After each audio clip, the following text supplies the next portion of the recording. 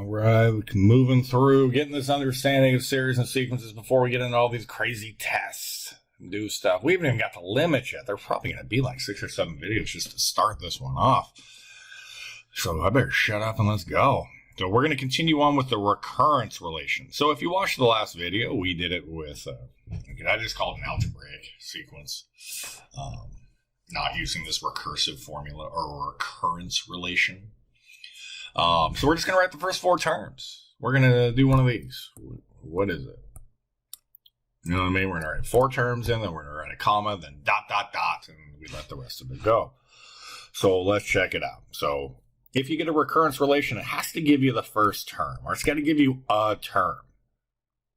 So what we want is a sub 2. But looking at this, we could say, oh, okay, well, a sub 2 is 1 plus 1, isn't it? Is equal to 2 times our a sub, oh yeah, that's 1. Plus 1. So it's telling us, hey, you want a sub 2, you're going to go 2 times your a sub 1 plus 1. And we have 1. Pop it in. So a sub 2 is 2 times a sub 1. That's 1. Plus 1, which is equal to 3. Oh, there we go. So we have a sub 2.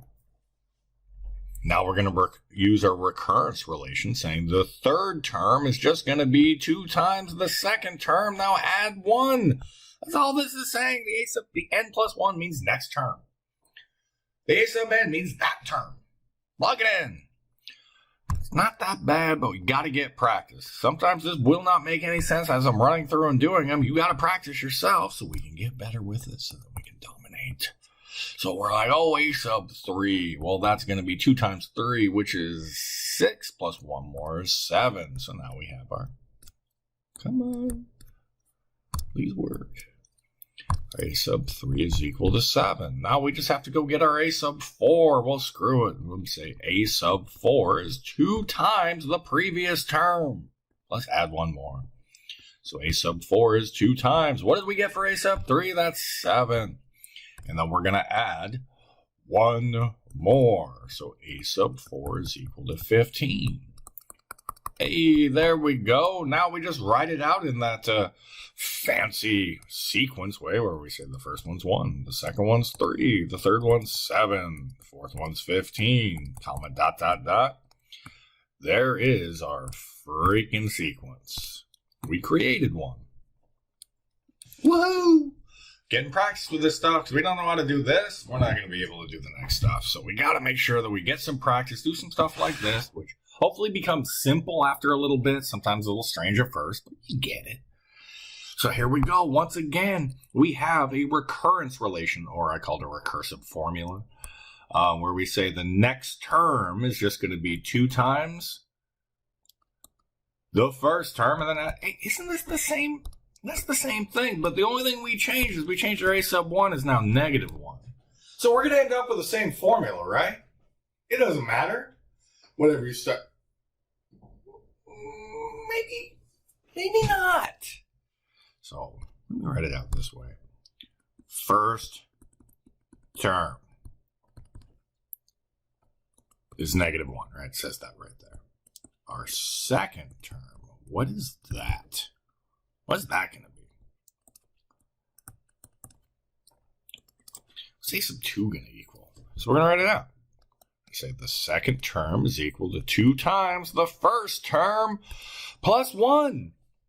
So we pop in negative 1. So we're like, oh, okay. So a sub 2 is negative 2 plus 1. A sub 2 is equal to negative 1. Okay, what about the third term? So you think we're going to plug in negative 1 into the same formula and get something different? Do you think we're going to get something different? If so, I have